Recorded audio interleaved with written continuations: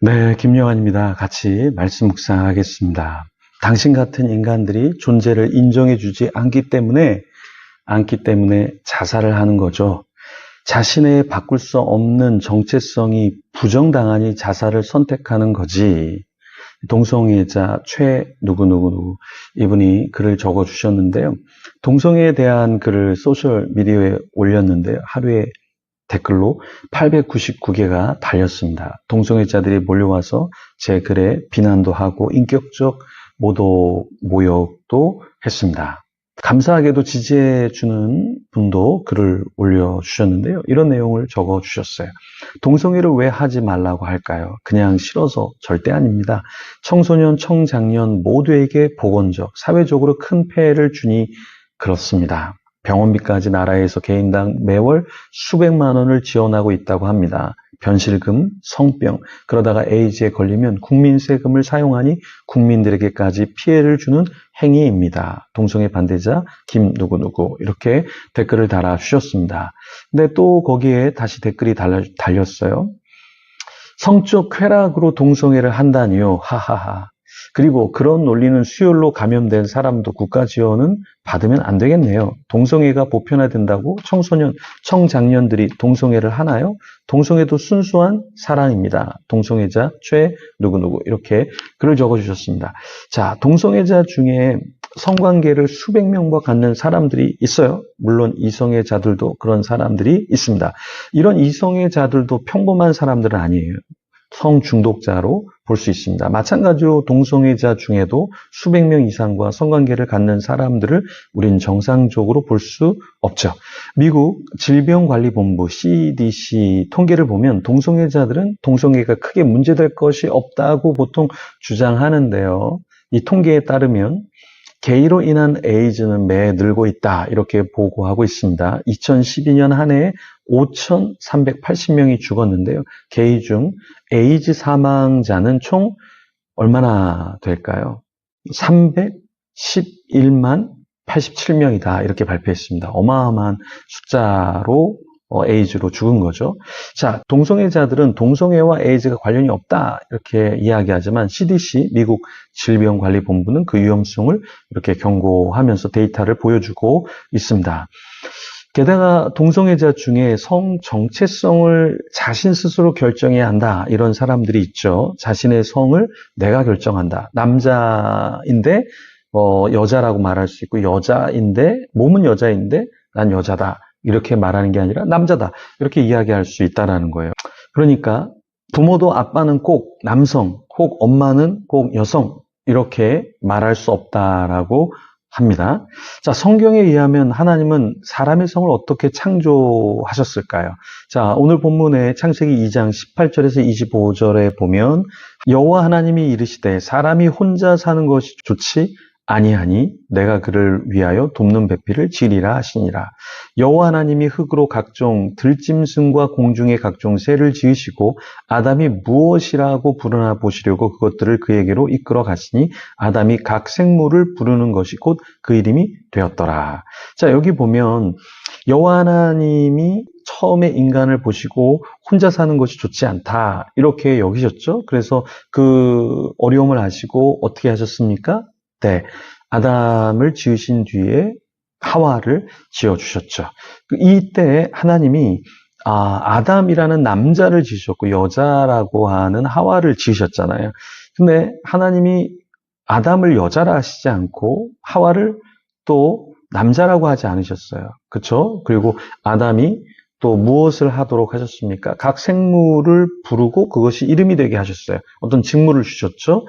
하나님께서는 아담을 아담으로 남자로 하와를 하와로 여자로 지으셨고 그런 인간에게 어떠한 직무를 주셨어요. 그렇죠? 그 피조물들을 다스리고 관리하도록 이렇게 하신 것이죠. 이게 하나님이 우리에게 주신 축복입니다. 남자는 남자로, 여자는 여자로 이렇게 우리가 부를 수 있는데 지금 차별금지법이 통과가 되면 어떻게 되겠습니까?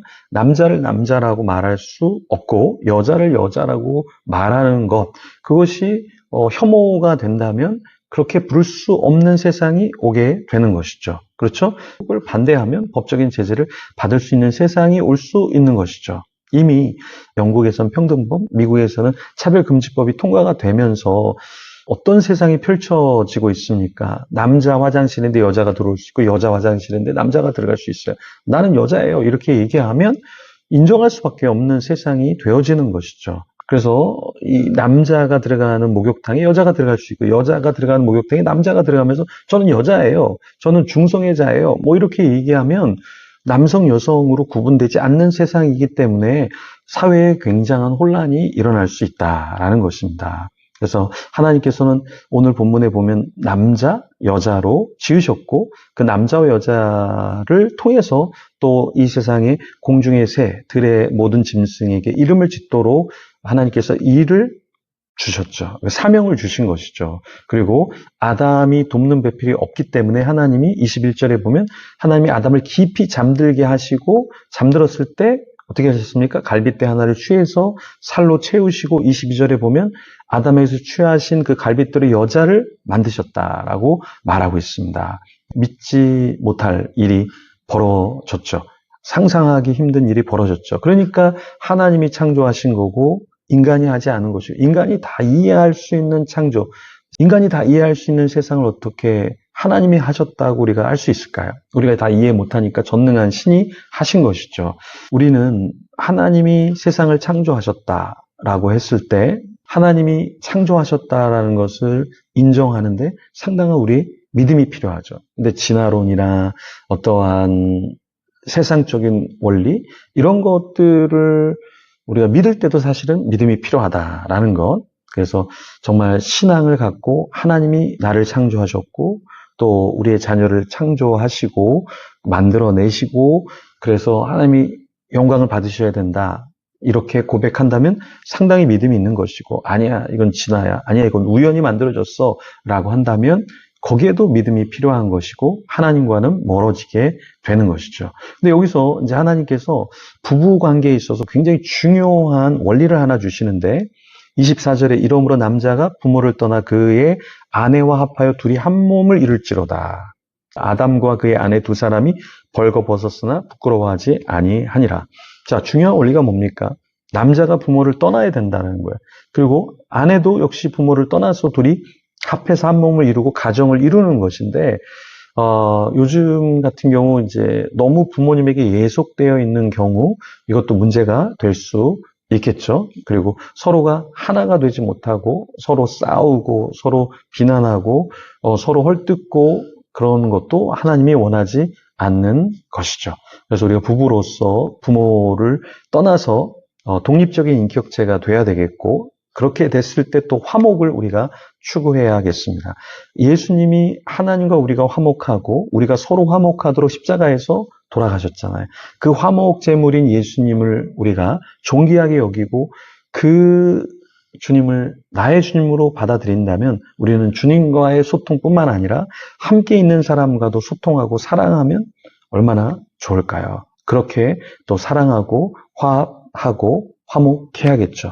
그런 우리가 되도록 같이 하나님 안에서 힘을 쓰면 좋겠습니다. 이게 노력이 필요합니다. 쉽지 않습니다, 여러분. 말로 생각대로 다 화합하고 다 하나가 되면 얼마나 세상이 쉽겠어요. 그런데 이게 쉽지 않습니다. 그래서 우리는 의지적으로 노력해야 돼요. 사랑하려고 하고 이해하려고 하고 또 여러분이 저를 보면서도 제가 얼마나 많이 부족한 부분이 있겠어요. 이해하고 또 기도해주고 격려해주고 기다려주는 여러분이 되고 제가 되기를 소망합니다. 저도 여러분을 기다리겠습니다. 여러분도 저를 기다려주시고 우리 공동체 안에 있는 한 사람 한 사람을 좀 기다려주면 좋겠습니다. 일단 부모를 떠나서 우리가 독립적인 인격체로 또 서로를 향해서 더 품고 하나가 되는 공동체. 그래서 저는 교회가 되는 것보다 공동체가 되어야 된다. 서로 챙겨주고 서로를 위해서 기도해주고 서로를 위해서 조그만 것이라도 나눠줄 수 있는 우리. 네, 그런 우리가 되기를 소망합니다. 그런 저와 여러분이 되도록 같이 우리 기도하며 나아가겠습니다.